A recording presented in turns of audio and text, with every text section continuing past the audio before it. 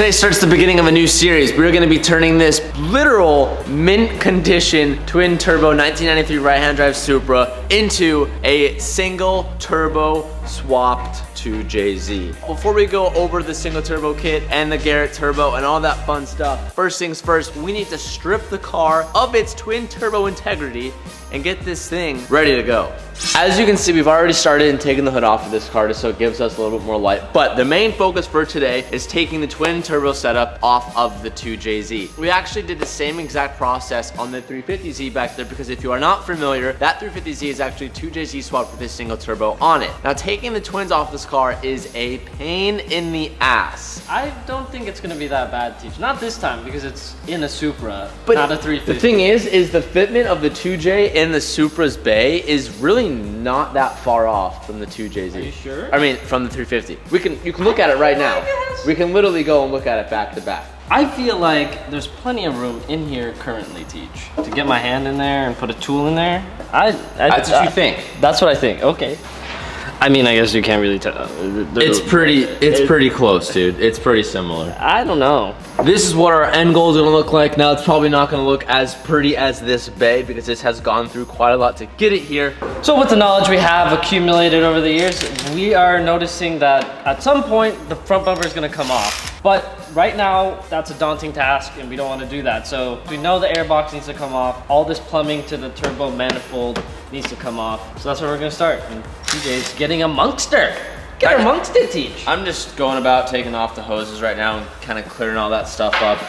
It's kind of like you're kind of just blind. There's no real instructions with this. Everyone kind of have their own way of doing it. Like when we did the turbo kit on the BRZ, it was kind of like you just start taking off what you know is attached to the turbo setup and slowly start pulling it apart and labeling the bags. Now what's really important, what kind of hurts, I didn't really give any explanation to this and I think I should before we get too deep into this series, is when I first got this car I was like, I want to keep it stock, I want to keep it pretty, because it was a one owner, literal stock Supra, which you don't really see that much. And I think it was gonna be a lot of you that are like, no, don't take it apart. But honestly, here's my logic, and maybe you guys can hear me out on this. When I was driving this car around, and when I do drive the car around, when I think Supra, and what got me to fall in love with Supra was, let's be honest, it was Fast and Furious. It was like seeing that car in that movie go fast, be fast, sound fast. And when you drive a complete stock one, they're not very fast, and they sound okay, but I was enjoying it like 6 out of 10, where I think if I was to enjoy it 10 out of 10, it would need to have that big single, hear all the noises, feel fast, look fast, sound fast. And quite honestly,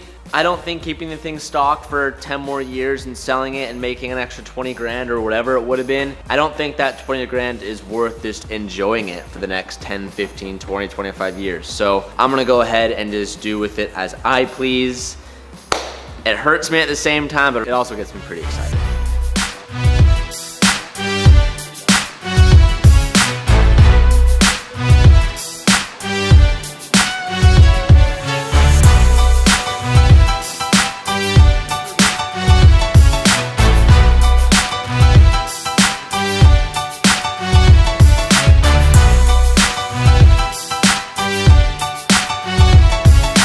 I've already made the mistake a couple times. There's a whole bunch of coolant lines connected to the turbo. We're gonna go ahead and drain the radiator of coolant so we stop spilling coolant everywhere on ourselves. Clearly you can see it on my shirt.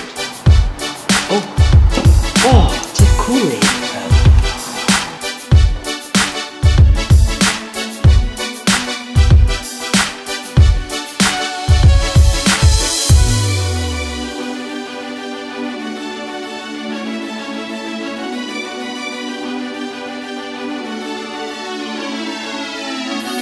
With all the junk gone, you can kind of see both these turbos now. So the 2JZ actually came with a twin turbo setup. So you can see the first turbo right here, and the second one is actually right there in the back. So there's 2 little baby turbos. So next thing we're gonna be doing here is we're taking off the heat shields, create a little bit more room, get rid of the junk behind the turbos. If I remember correctly, we're gonna take off the top of the turbo manifold bolts on the top, and then we'll go underneath the car and try and get the rest of them. And as long as all of our hoses and clips and all that stuff is connected, this should all just come out hopefully pretty smoothly.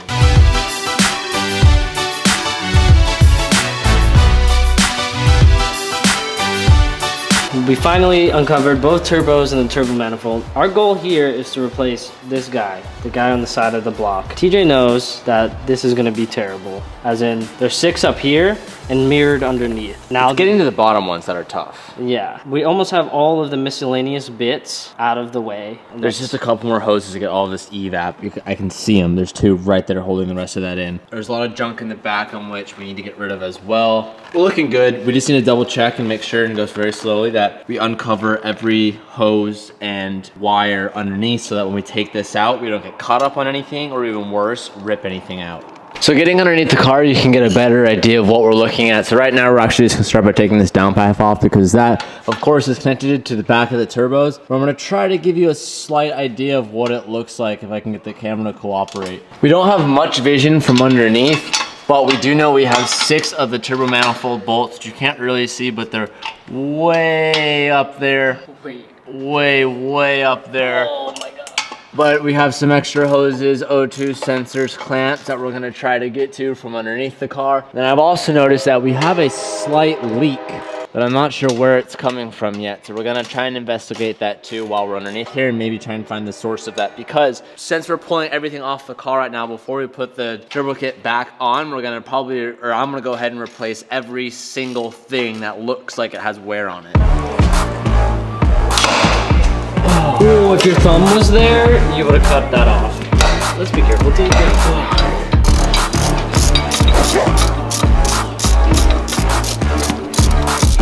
If TJ has to be on his toes, there's no way I'm reaching that shit. Ah, good on you, Teach. One brace down. Ooh! Man, there's so much junk underneath here.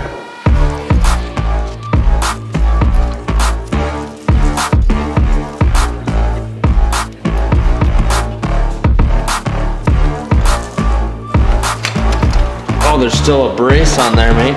Oh yeah, that's right. Yeah, we gotta go deep. We gotta go deeper. Calvin pulled it out before I got the camera on. Oh, and I spilled it everywhere. Yeah, you're spilling shit everywhere. Okay, well, you know. Here, come here. Come put it down over here. Okay, well, it actually pisses me off that we didn't get that on camera, but it's been a complete and utter battle just to get this front turbo off. I mean, I haven't been showing too much, and I know I've just been showing time lapses and stuff, but also we have 1, 2, a third one under here, and we still have all 3 on the bottom. We just connected the oil lines, braces, the turbo feed lines, all the oil lines. And now that we've finally gotten this turbo off, the next thing we're gonna do is take off like the bridge in between both these turbos, and then we're gonna go towards the next turbo, hopefully creating enough room to remove the turbo manifold. It's literally an all-day job just to remove the stock turbos. And we did it on the JZ, on the 350, I think we did it in like just an afternoon. When we did that, we had this JZ in there, but minus all of like the stock wires and braces and stuff, because we already motor swapped it. So we kind of already eliminated a lot of crap out of the way. I've always heard this, of how much of a nightmare it is to do out of a Supra, and wow, is it difficult. Not difficult, well, yeah, it is difficult. It's a lot of small things. It takes a lot of time and patience, but we're moving along. See, that's the tricky part, is how do you get a tool on that? No idea, brother. Is this a 12? Yeah. Can you find me the 12 wrench?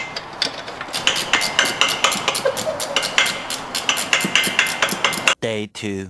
This is what was in the way. TJ pointed out that the wastegate here was the problem. No, this. It's like a problem. downpipe sandwich piece downpipe. TJ said this was a cool piece because it was the sequential doer memer thing. Can I take a second to explain that? Yeah, I'm fascinated by that. So as you guys know, the Supra is a sequential twin turbo setup. It's not a twin turbo that they both like peak at the same time. The first turbo activates, and then when it reaches enough PSI, there's a gate that opens up, which allows the second turbo to activate. So it's like 2 RPM ranges of boost, which is mad. And we removed that little sandwich plate that controls the activation. This is together like this, and if we look at it from here, you see where those long bolts are? This was sitting right in front, and now after removing this part, all of the nuts that we need to see are seen. What is going on in our head is we need to remove the oil return and one more bracket, and we have access to the last 3. So this brace needs to come off, and then we're gonna take off this oil line for the turbo, and then I think we'll be able to remove the hot side of the rear turbo and then finish the rest. Did you like how I texted you all the letters?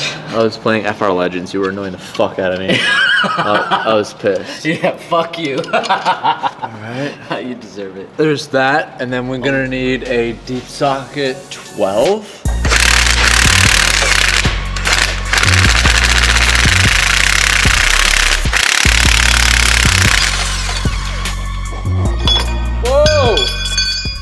was so close to hitting me in the face. Oh, with that brace removed, look at that. You can see both the manifold bolts. Now we'll do this oil feed, or the oil return right there and right there.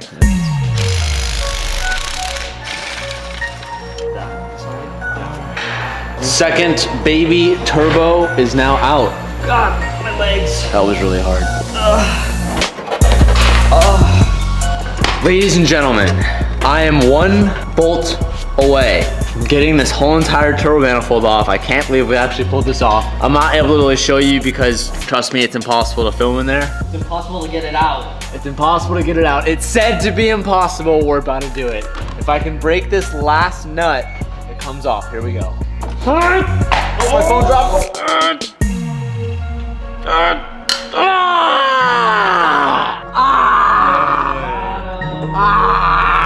I got it. It's all the way up there. That is the 12th wonder of the world.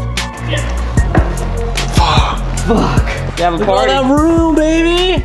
With the turbo manifold finally off the car, the next thing that I'm gonna do is I'm gonna now take off the stock intercooler of the car. To do that, we're gonna front bumper off. And if you guys have been watching for a while, you know how much we hate taking off the front bumper on this car, but it has to be done. I'm trying to contain my excitement and trying to resist putting on more pieces of the turbo. As you can see, I kind of put the manifold on, the new manifold on there just to kind of like see it. But I'm gonna resist and do this stuff in order. While we were looking at the car, we wrote a little list of things that I wanna order for the car. So I noticed that we have a small leak in front of the oil pan, and that is actually coming from the front main seal. So we're gonna go ahead and replace that. Because we're replacing that, if you guys remember in the JZ, the main crank pulleys of the car do go out, so I'm gonna get a fluid damper pulley. We have it on the 350 JZ, which we're gonna go ahead and replace that because we're gonna be underneath there. I'm noticing a small oil leak near the rear end of the block, and it actually looks like it's coming from the valve cover, which those go out often in the rear corner, so we're gonna get a new valve cover gasket for the car. We're also gonna get a new washer seals to replace that hold in all that stuff, if that makes sense. And lastly,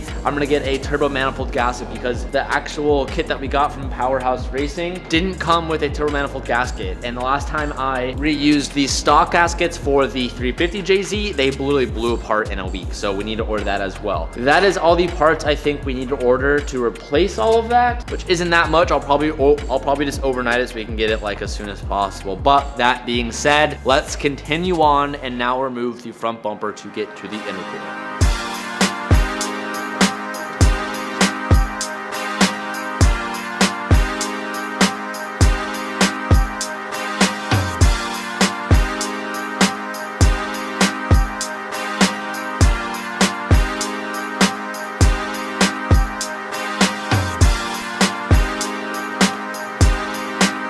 Now we got this front bumper removed, so it's interesting. The intercooler is just this little thing right here. So like, I thought it would for sure be back here, but this is our radiator and our AC contraption.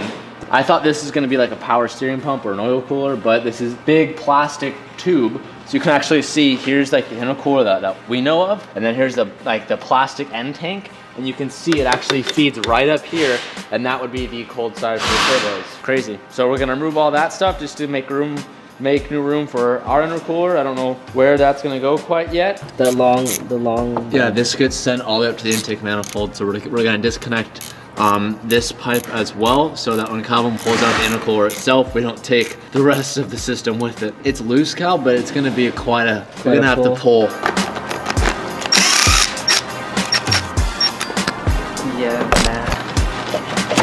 Oh, got him. This would be so much easier. This is the part that probably breaks my heart the most, and I feel will break most of the Supra fanboys' hearts out there.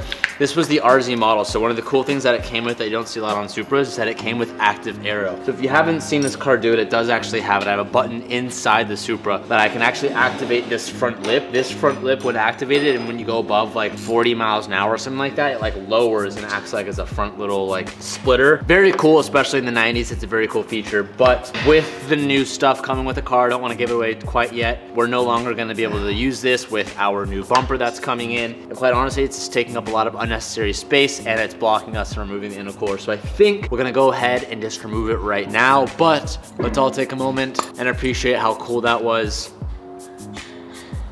But now it's time to go. This is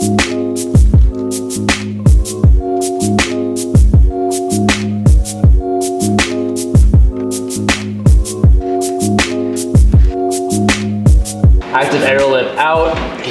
motor for it. I'm sure that this is valuable, so I'm gonna be keeping most of the stuff, but a lot of it was like broken and a lot of the bolts were just snapped in half because they were so old and corroded, and like everything on the underside of this is rusty. But now that that is out, we can now pull this intercooler out.